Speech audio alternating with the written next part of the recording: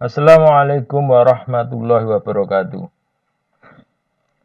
Video ini adalah video yang kelima atau video yang terakhir dalam hukum acara pengujian undang-undang terhadap undang-undang dasar. Yang dibahas dalam video ini tentang posisi pembentuk undang-undang dan ad informandum iudicem. Dalam pengujian undang-undang terhadap undang-undang dasar, bagaimana posisi pembentuk undang-undang? Di sini, MPR merupakan lembaga yang berwenang membentuk undang-undang dasar, sementara DPR, DPD, dan Presiden merupakan lembaga yang berwenang membentuk undang-undang. MPR undang-undang dasar, DPR, DPD, Presiden membentuk undang-undang. Oleh sebab itu, dalam perkara pengujian undang-undang terhadap undang-undang dasar, dipandang perlu untuk mendengarkan keterangan dari pihak-pihak tersebut. Keterangan Presiden merupakan keterangan resmi pemerintah. Baik keterangan tersebut disampaikan secara lisan maupun tertulis tentang pokok permohonan, di mana keterangan tersebut merupakan hasil koordinasi dari menteri-menteri dan atau lembaga atau badan pemerintah yang terkait. Misalkan yang diuji adalah undang-undang pertambangan. Nah, nanti terhadap pengujian atau permohonan pengujian undang-undang pertambangan tersebut,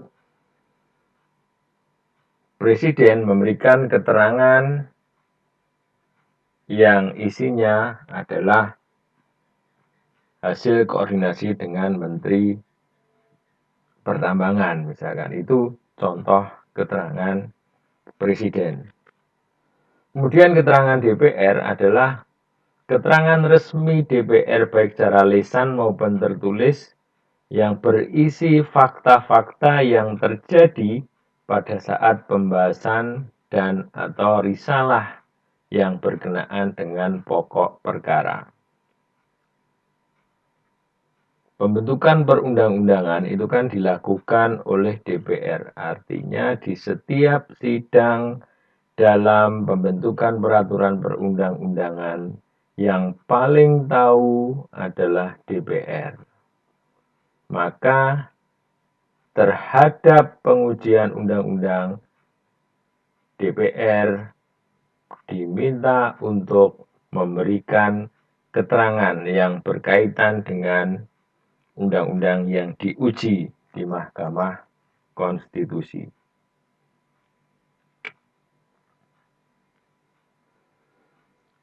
Keterangan-keterangan tersebut diperlukan agar Mahkamah Konstitusi mendapatkan keterangan yang lebih mendalam mengenai latar belakang, maksud dari muatan ayat, pasal, dan atau bagian undang-undang yang diuji, ataupun hubungan antara ayat, pasal, dan atau bagian undang-undang yang diuji tersebut dengan ayat, pasal, dan atau bagian lainnya, sehingga Mahkamah Konstitusi itu mendapatkan makna yang utuh.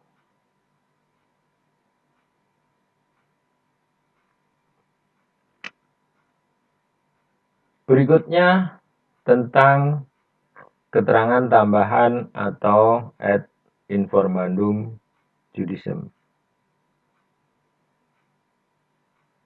Ad informandum adalah pihak yang perlu didengar keterangannya sebagai ad informandum, yaitu pihak yang hak dan atau kewenangannya tidak secara langsung terpengaruh oleh pokok permohonan, tetapi karena kepeduliannya yang tinggi terhadap permohonan dimaksud.